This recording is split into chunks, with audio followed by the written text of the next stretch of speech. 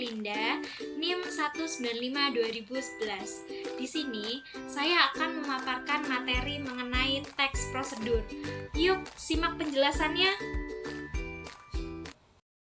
Nah, pernah nggak kamu tiba-tiba iseng membaca tulisan di bungkus kemasan? Misalnya nih, pada kemasan mie atau kopi. Pada bagian belakangnya, pasti ada semacam petunjuk atau instruksi tentang cara menyajikan makanan atau minuman tersebut dengan benar. Serangkaian petunjuk melakukan kegiatan tadi, ada yang menyebutnya kiat, tips, resep, cara jitu, dan sebutan lainnya. Nah, mari kita sebut saja semuanya itu dengan istilah prosedur. Yuk, pahami lebih lanjut tentang pengertian, tujuan, jenis, dan ciri kebahasaan teks prosedur.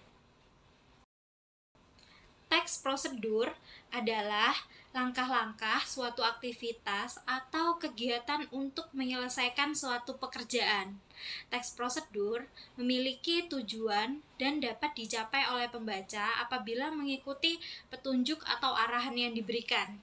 Jadi, tujuan dari teks prosedur adalah menjelaskan bagaimana kegiatan yang harus dilakukan agar pembaca dapat secara tepat dan akurat mengikuti sebuah proses membuat sesuatu, melakukan suatu pekerjaan, atau menggunakan suatu alat, sehingga memudahkan kita dalam melakukan suatu kegiatan atau membuat sesuatu. Setelah kita mengetahui pengertian dari teks prosedur, kemudian kita akan belajar mengenai tujuan dari teks prosedur. Tujuan teks prosedur dibagi menjadi 3 jenis, yaitu yang pertama, teks prosedur untuk menggunakan atau memainkan suatu alat.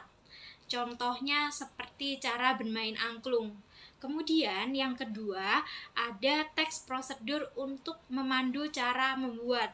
Jadi, di dalamnya ada bahan, cara, dan langkah. Contohnya cara membuat jus mangga, cara membuat donat, atau contoh yang lainnya. Kemudian, tujuan teks prosedur yang ketiga yaitu teks prosedur untuk melakukan sebuah kegiatan. Contohnya yaitu seperti cara mencuci tangan dengan benar.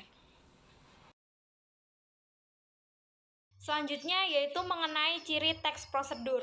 Ciri teks prosedur yaitu yang pertama, selalu menggunakan pola kalimat perintah. Yang kedua, terdapat panduan langkah-langkah yang harus dilakukan.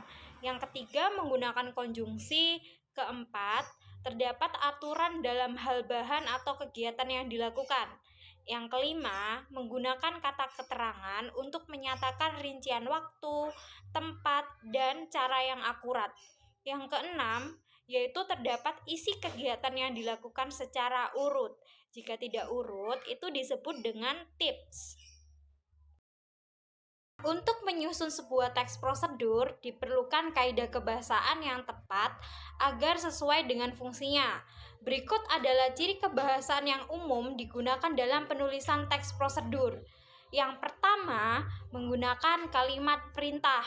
Yang kedua, diberikan saran dan larangan agar diperoleh hasil maksimal pada waktu menggunakan atau membuat sesuatu.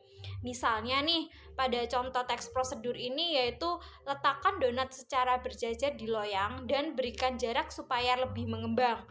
Yang ketiga yaitu menggunakan kata dengan ukuran akurat seperti 1/4 tepung, 5 buah mangga, setengah liter lain, dan lain sebagainya. Yang keempat yaitu menggunakan kelompok kalimat dengan batasan yang jelas. Contohnya seperti goreng hingga kuning kecoklatan, rebus sampai matang, dan lain sebagainya. Contoh dari teks prosedur. Ini adalah contoh teks prosedur untuk menggunakan atau memainkan suatu alat. Di sini contohnya yaitu cara memainkan alat musik gitar. Contoh yang kedua yaitu dari teks prosedur untuk memandu cara membuat. Di sini ada contohnya yaitu tentang cara membuat donat.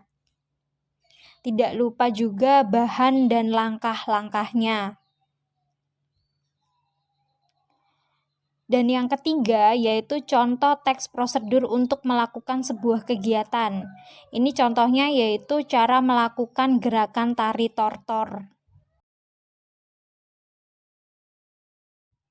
Untuk memperdalam materi yang telah dijelaskan tadi, sekarang kita waktunya bermain game. Yuk, mari kita mulai.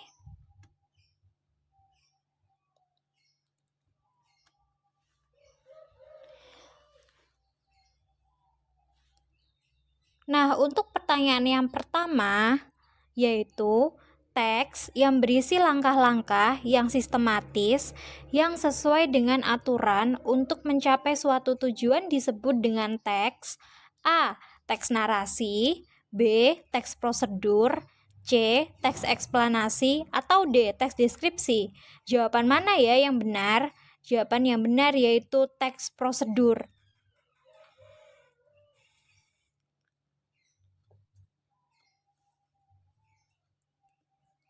Pertanyaan yang kedua, yaitu tujuan dari teks prosedur adalah A. Menjelaskan bagaimana kegiatan harus dilakukan, yang B. Mendeskripsikan pekerjaan, yang C. Membaca petunjuk, atau yang D. Mengikuti petunjuk.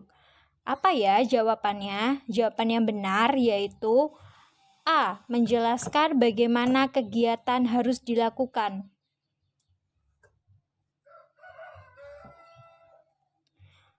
Selanjutnya, untuk pertanyaan yang ketiga, yaitu berdasarkan tujuannya, teks prosedur dibagi menjadi 3, yaitu salah satunya adalah A. Teks prosedur untuk memandu cara membuat, yang B. Teks prosedur untuk memasak, C. Teks prosedur untuk bermain, atau yang D. Teks prosedur untuk langkah-langkah.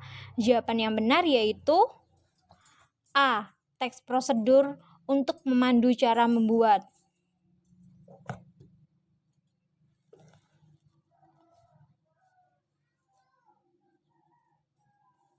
Nah, kita pilih poin dulu ya untuk menambah poin hasil akhir setelah kita menjawab pertanyaan ini. Yuk, mari kita pilih poinnya. Yeay, kita mendapat 200 poin. Demikian pemaparan materi dari saya. Terima kasih dan sampai bertemu kembali.